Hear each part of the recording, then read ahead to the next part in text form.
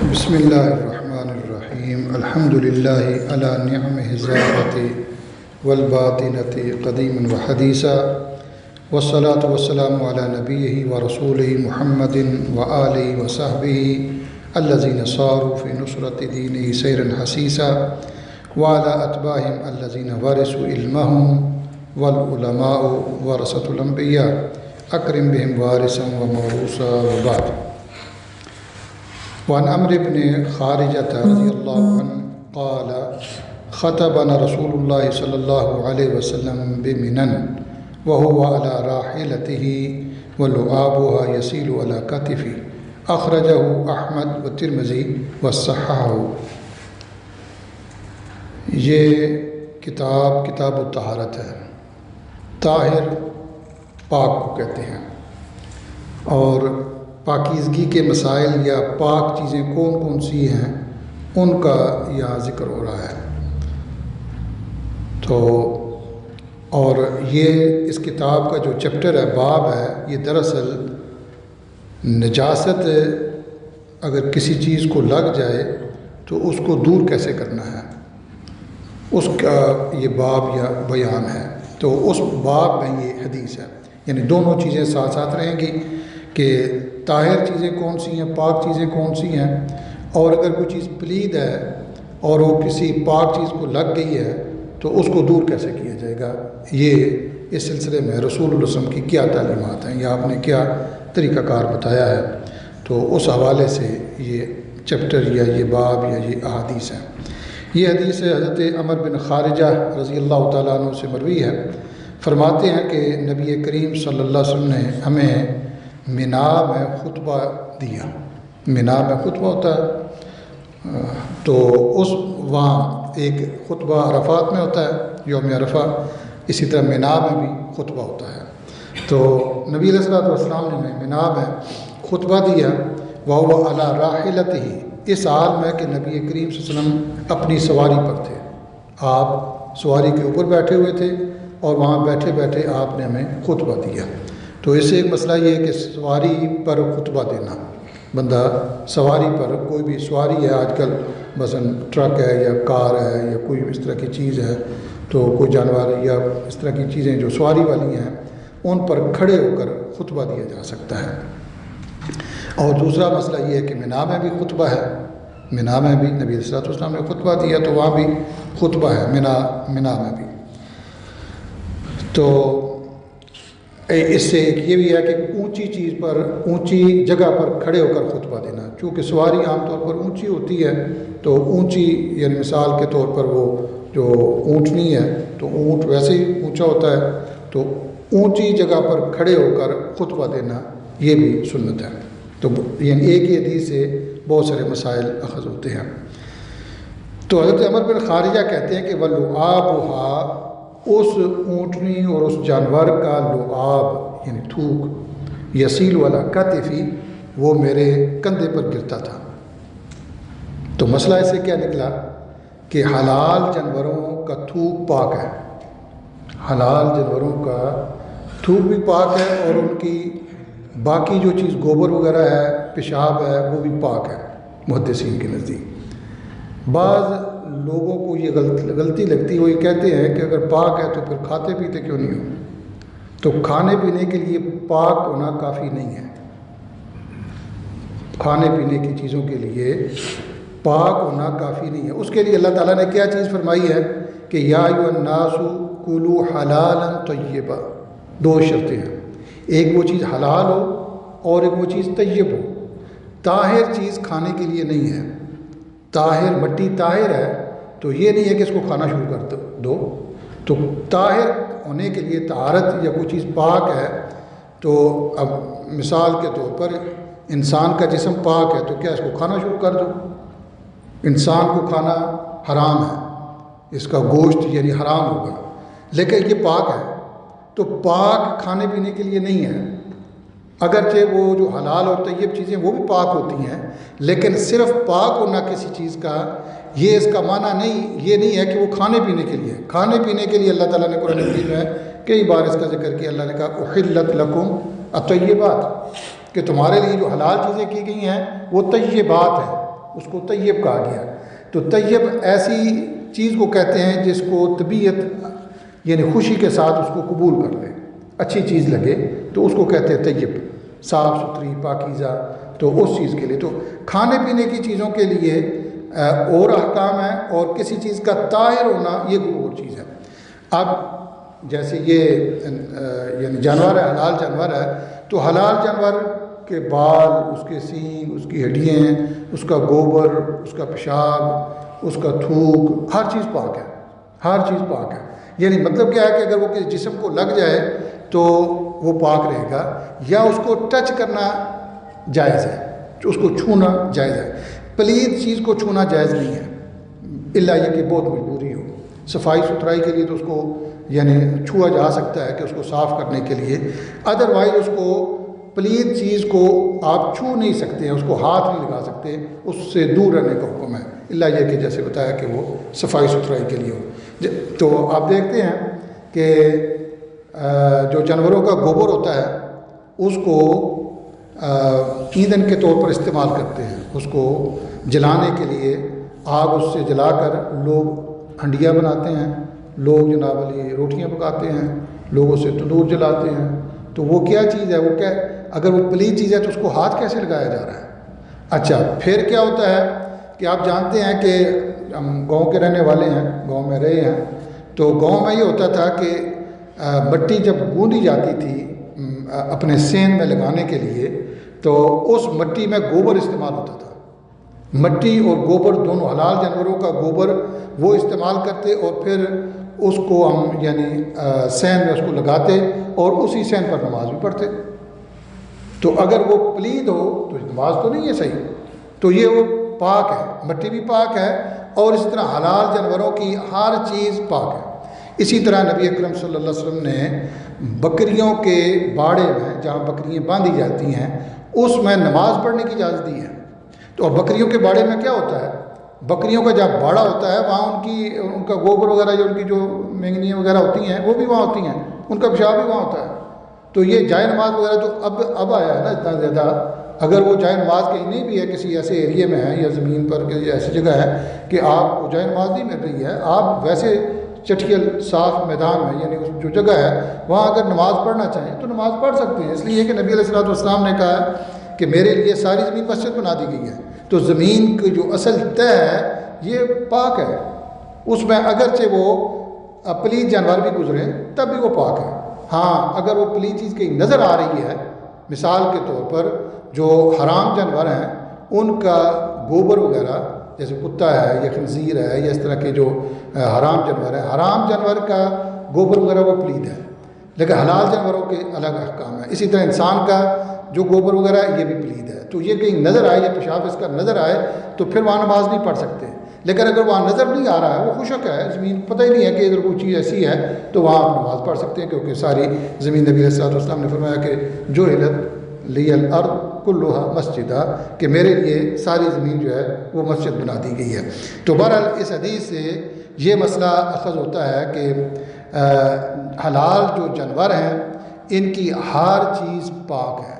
پاک ہونے کا معنی یہ نہیں ہے کہ وہ اس کو کھایا جائے گا, یہ اس کی بہت ساری مثالیں دی جا سکتی ہیں.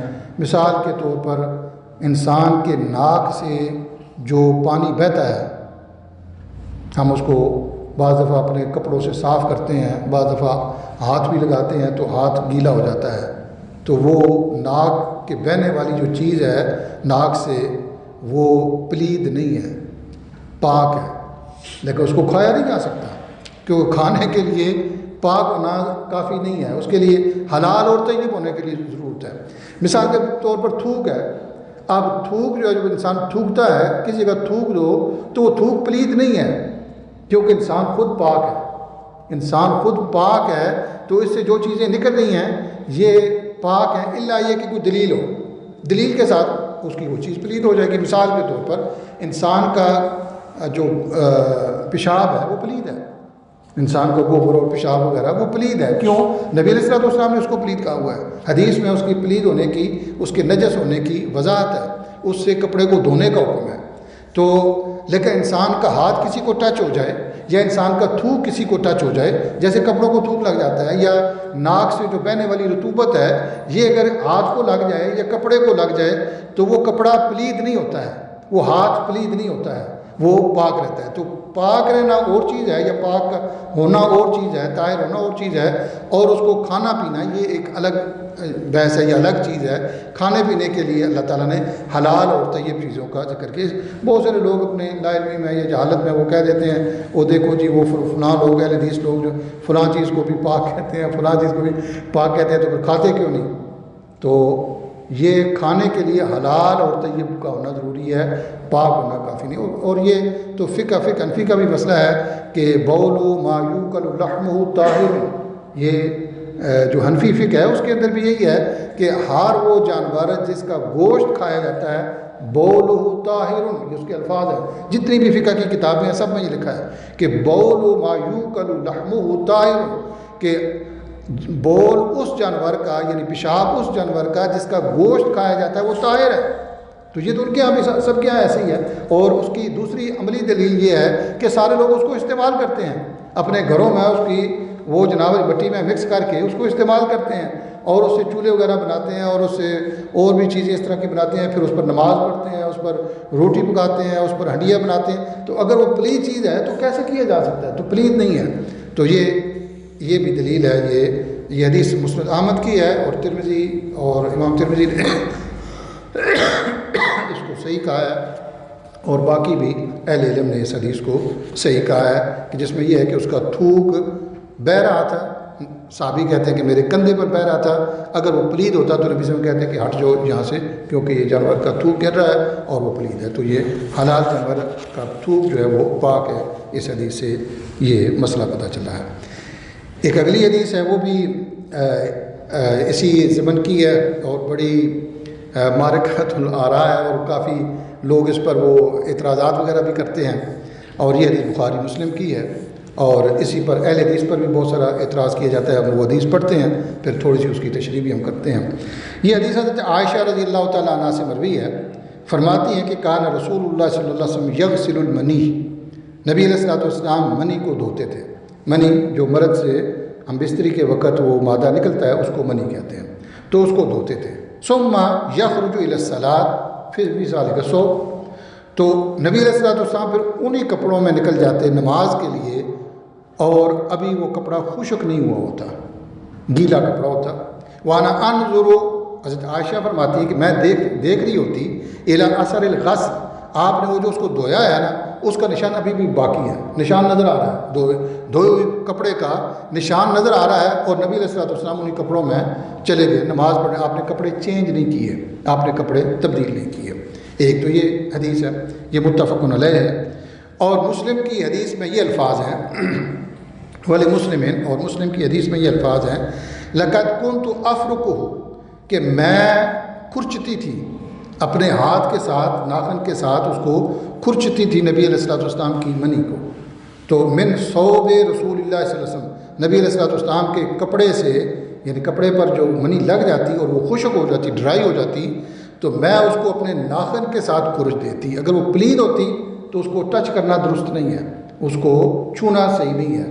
تو وہ کہتی ہیں کہ میں اپنے ہاتھ سے کھرچتی، نبی صلی اللہ علیہ وسلم نے منع نہیں کیا۔ اس سے کیا پتہ چلتا ہے کہ یہ چیز یہ پاک ہے، پاک ہے، لیکن کھانے پینے کی چیزوں والی نہیں ہے۔ کھانے پینے کی چیزیں کون سی ہیں؟ حلال اور طیب۔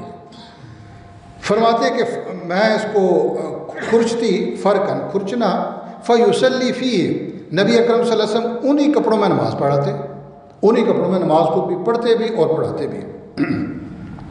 اور ایک دوسری حدیث میں جو مسلم کی حدیث ہے اس میں ایک الفاظ حدیث کے یہ ہیں کہ لقد کنت احقہ، کہ احقہ، کہ میں اس کو کھرچتی۔ احقہ کا مطلب ہی یعنی افرکو، یعنی اس کو کھرچتی، کھرچنے کو، جیسے کوئی چیز یہ خارج کی جاتی ہے کسی چیز سے، یہ ناخن وغیرہ سے، تو ناخن سے خارج کرنے کو کھرچنا کہتے ہیں، یا کسی چیز کو کھرچنا عام جانتے ہیں آپ۔ تو کہتی ہیں کہ میں کھرچتی یا بسن، جب وہ خشک ہوتی، بے ظفری، اپنے ناخن کے ساتھ، من ثوب ہی رسول اللہ صلی اللہ علیہ وسلم کے کپڑے سے۔ تو یہ تو ایک حدیث ہے۔ اب اس کے مقابلے میں کچھ لوگ یہ کہتے ہیں کہ یہ پلید ہے۔ لوگوں کا خیال، امام ابو حنیفہ رحمۃ اللہ علیہ کی یہ رائے ہے کہ یہ پلید ہے۔ امام شافعی کی رائے ہے اور باقی محدثین کی رائے ہے کہ یہ پاک ہے۔ امام شافعی جتنے مقلدین ہیں وہ یہ سارے کہتے ہیں کہ چاروں امام برحق ہیں، جو امام کی فقہ ہے وہ اگر وہ چار میں سے کوئی ایک ہے تو ان سب کے نزدیک ان کا مسئلہ ٹھیک ہے۔ تو جب یہ مسئلہ ٹھیک ہے تو امام شافعی سب جانتے ہیں کہ امام شافعی کے نزدیک یہ پاک چیز ہے۔ تو جب امام شافعی کے نزدیک پاک ہے تو پھر تو حنفی مقلدین کو اعتراض کرنے کی کوئی تک نہیں بنتی، کوئی ان کو جواز نہیں ہے، چونکہ ان کے نزدیک امام شافعی کی فقہ بھی درست ہے۔ امام شافعی کی فقہ درست ہے، امام احمد بن حنبل کی فقہ درست ہے، امام مالک کی فقہ درست ہے۔ اگر جو کہتے ہیں کہ ہم امام ابو حنیفہ رحمۃ اللہ علیہ کو فالو کرتے ہیں، لیکن باقی ائمہ کی فقہ بھی درست ہے، اس کو غلط وہ نہیں کہتے، تو اگر وہ اس اصول پر بھی جائیں تو وہ اس پر اعتراض نہیں کر سکتے کہ یہ کیوں ایسے کہا جا رہا ہے۔ دوسرا، عقلی طور پر اور نقلی دونوں طور پر۔ نقلی طور پر نقل کا معنی یہ ہوتا ہے کہ کتاب و سنت، قرآن اور حدیث، اس کو نقل کہتے ہیں۔ نقل چونکہ منقول ہو کر چیز آ رہی ہوتی ہے، لکھی ہوئی چیز کو منقول کہتے ہیں۔ کوئی جو چیز نقل کر دی جائے، اس کو لکھ دیا جائے تو اس کو وہ کہتے ہیں یہ نقلی ہے۔ نقلی کا معنی وہ نقلی نہیں ہے جو جعلی اور نقلی ہوتی ہے، وہ نقلی نہیں، بلکہ نقل سے مراد یہ ہے جو منقول ہو کر آئے، لکھی ہوئی ہو۔ تو قرآن حدیث میں ایک تو حدیث ہم نے یہ بخاری مسلم کی دیکھ لی ہے، دوسرا اس کے مقابلے میں قرآن حدیث میں کوئی ایسی دلیل نہیں ہے جو اس کے پلید ہونے پر دلالت کرتی ہو۔ کوئی ایسی حدیث نہیں ہے جس میں یہ ہو کہ نبی علیہ الصلوۃ والسلام نے اس کو پلید کہا۔ تو جب ایسی کوئی حدیث نہیں ہے تو اب اس طرح کے اس کے مقابلے میں یہ حدیث ہے۔ اور تیسرا عقل ہے، اب تیسرا عقل ہے۔ ایک تو کتاب و سنت ہے، اور کتاب و سنت میں اس کے نجس ہونے، اس کے پلید ہونے پر کوئی دلیل نہیں، اس کے پاک ہونے پر دلیل موجود ہے، ایک تو یہ۔ اور تیسرا انسان کا عقل ہے کہ انسان کا عقل کیا کہتا ہے۔ تو عقلی طور پر یہ پاک ہے۔ اس کی دلیل کیا ہے؟ اس کی دلیل یہ ہے کہ جو منی ہے انسان کے یعنی جسم سے نکلتی ہے ہم بستری کے وقت، یہ دراصل انسان کا بیج ہے، انسان اس سے بنتا ہے، انسان اس سے پیدا ہوتا ہے۔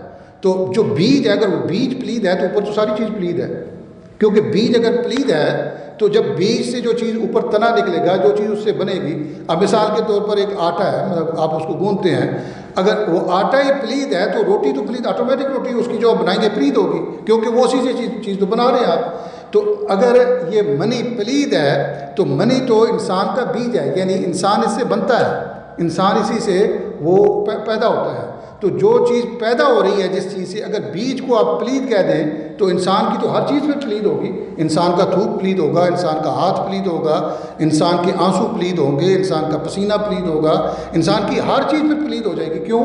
اس لیے کہ جو اس کا اصل ہے، جو اس کا تخم ہے، جو اس کا بیج ہے، وہ پلید ہے۔ جب وہ پلید ہے تو اوپر ساری چیزیں پلید ہیں۔ تو اس کو یعنی امام شافعی کی رائے اس لیے درست ہے، یا جو باقی محدثین کی، کہ اس لیے کہ عقلی طور پر بھی اس کا پلید ہونا درست نہیں ہو سکتا۔ اگر اس کو درست مان لیا جائے تو انسان تو پلید چیز سے بنایا گیا ہے، انسان تو پلید چیز سے پھر بنایا گیا ہے۔ جب انسان پلید چیز سے بنایا گیا ہے تو یہ پاک کیسے ہو گیا ہے؟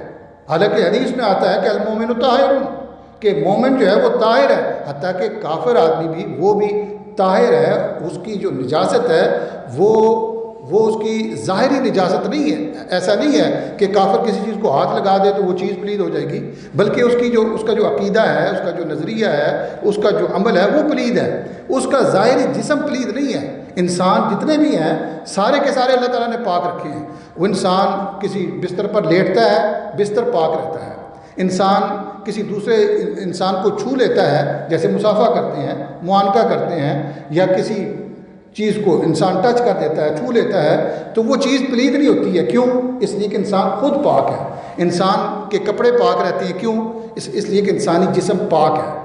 انسانی جسم اگر پلید ہو تو انسان کے جو کپڑے ہیں یہ تو ہر وقت پلید رہے۔ تو عقلی طور پر یہ یعنی جو منی ہے انسان بستری کے وقت جو انسان کا بیج ہے، دراصل یہ عقلی طور پر بھی پاک چیز ہے، اور کتاب و سنت کی روشنی میں قرآن اور حدیث میں بھی اس کے پاک ہونے کی دلیل موجود ہے، اور اس کے پلید ہونے پر کوئی دلیل نہیں ہے سوائے عقل کے۔ ایک ان کا عقل ہے، وہ لوگ کہتے ہیں کہ اس سے بندے کو کراہت آتی ہے، یہ عقل ہے جی، یہ انسان کی، اس کو کیونکہ قرآن مجید میں بھی اس کو مائع مہین کہا گیا ہے۔ مہین دراصل اس کو کہتے ہیں جس سے بندہ کراہت کرتا ہے، بڑا ذلیل قسم کا پانی، یا جس سے انسان دور رہتا ہے. تو دور تو انسان اپنے تھوک سے بھی رہتا ہے. انسان کراہت تو ناک سے بہنے والی رطوبت اس سے بھی کراہت کرتا ہے. تو کیا یہ پلید ہو گیا ہے؟ انسان کی کراہت تو انسان کی طبیعت کے ساتھ ہے. اس کا تعلق پاکی پلیدی سے نہیں ہے، بلکہ انسان کے اندر اللہ تعالیٰ نے ایک اور حص رکھی ہے جو کسی چیز کی خوبصورتی کو دیکھ کر اس کے ساتھ وہ محبت کرتا ہے، اور کسی چیز کی یعنی ایسی چیز کو دیکھ کر انسان اس کی طبیعت اس سے کراہت کرتی ہے. تو کسی چیز سے کراہت کر لینا یہ اس کے پلید ہونے کی دلیل نہیں ہے. بہت ساری اس کی مثالیں بھی ہیں. مثال کے طور پر حتیٰ کہ انسان کا جو خون ہے یہ بھی محدثین کے نزدیک یہ پاک ہے. بعض لوگوں کے نزدیک پلید ہے، لیکن محدثین کے نزدیک اور کتاب و سنت کے مطابق یہ پاک ہے. اگر یہ کوئی چیز نکل کر کسی کپڑے کو لگ جائے یا جسم کو لگ جائے تو وہ پاک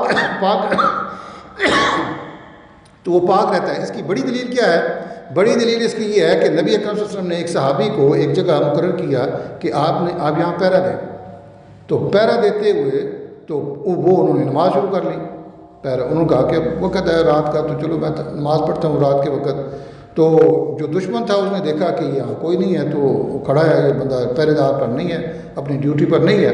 انہوں نے اس کو تیر مارا تو ان کو تیر لگا اور وہ زخمی ہو گئے. تو انہوں نے اسی زخموں کی حالت میں، وہ خون بہنے لگ گیا، اسی حالت میں انہوں نے اپنی نماز کو جاری رکھا. یہ بخاری مسلم کی حدیث ہے. صبح جب ہوئی تو نبی علیہ الصلوۃ والسلام کو انہوں نے بتایا کہ میرے ساتھ یہ ہوا. تو نبی صاحب نے یہ نہیں کہا کہ تیرا تو خون نکل آیا تھا، تو پلید ہو گیا تھا، تو نے نماز کو جاری رکھی. کیونکہ نبی علیہ الصلوۃ والسلام کسی غلط چیز پر خاموش نہیں رہ سکتے، کیونکہ آپ کو حکم ہے کہ کوئی بھی غلط چیز اللہ کی مرضی کے خلاف ہو تو آپ فوراً وہاں ٹوک دیں جیسے بھی حالات ہوں. تو نبی علیہ الصلوۃ والسلام کبھی بھی خاموش نہیں رہے. تو نبی علیہ الصلوۃ والسلام نے اس صحابی کی تعریف کی ہے. نبی علیہ الصلوۃ والسلام نے اس صحابی کی تعریف کی جو صحابی زخمی حالت ہونے کے باوجود انہوں نے اپنی نماز کو جاری و ساری رکھا. تو بہرحال کہنے کا مطلب یہ ہے کہ انسان پاک ہے اور انسان کی ہر چیز پاک ہے. تھوک اس کا پاک ہے، آنسو اس کے پاک ہیں، بال اس کے پاک ہیں، اس کا پورا جسم پاک ہے. پلید صرف وہ چیز ہے جس کے پلید ہونے پر نص ہے قرآن مجید اور حدیث میں، اور وہ کیا ہے؟ وہ پیشاب ہے. انسان کے پیشاب پر، اس کے پلید ہونے پر، انسان کے پیشاب جو دونوں پیشاب ہیں انسان کے، اس کے پلید ہونے پر، نجس ہونے پر نص موجود ہے. اس کے علاوہ کوئی چیز انسان کی میل ہے، انسان کے جسم پر میل چڑھ جاتی ہے، میل بھی پلید نہیں ہے. اگر وہ میل اتار کر آپ یعنی اس کو کپڑے پر لگ جائے تو وہ کپڑا پاک رہے گا، بے شک وہ میل ہے. لیکن اگر اس سے بندہ کراہت کرتا ہے تو کراہت کرنے کو، ناپسند کرنے کو دلیل نہیں بنایا جا سکتا پاکی اور پلیدی پر. البتہ کھانے والی جو چیز ہیں اس کے لیے اللہ تعالیٰ نے حلال اور طیب چیز کو رکھا ہے. طاہر ہونا کھانے پینے کے لیے کافی نہیں ہے. بہت ساری اس کی مثالیں ہیں. مٹی ہے، یہ زمین ہے، درخت ہے. مثال کے طور پر اب کچے درخت کو کوئی کھاتا تو نہیں ہے، حتیٰ کہ یہ حلال جانوروں کا جو گوشت ہے سب کے نزدیک پاک ہے، لیکن کچا تو کوئی نہیں کھاتا. اس کو کچے کو تو کھاتا کوئی نہیں ہے، نہ اس طرح درختوں کو کوئی نہیں کھاتا، اسی طرح مٹی کو کوئی نہیں کھاتا، اس سے کراہت کرتا ہے. اور بہت ساری یعنی انسان کے اندر بھی نشانیاں ہیں، مثالیں ہیں کہ تھوک جو ہے یہ اس کو کوئی نہیں کھاتا. انسان اپنے ناک سے بہنے والی رطوبت کو نہیں کھاتا، انسان اپنے جسم پر میل جو ہوتی ہے اس کو نہیں کھاتا، لیکن سب کے نزدیک یہ پاک ہے، کسی کے نزدیک یہ پلید نہیں ہے. تو یہ بہرحال یہ اس پر کافی اعتراض کیا جاتا ہے، تو اس لیے میں نے تفصیل کے ساتھ آپ کو یہ مسئلہ سمجھانے کی کوشش کی ہے. اللہ تعالیٰ سے دعا ہے کہ اللہ تعالیٰ میں سے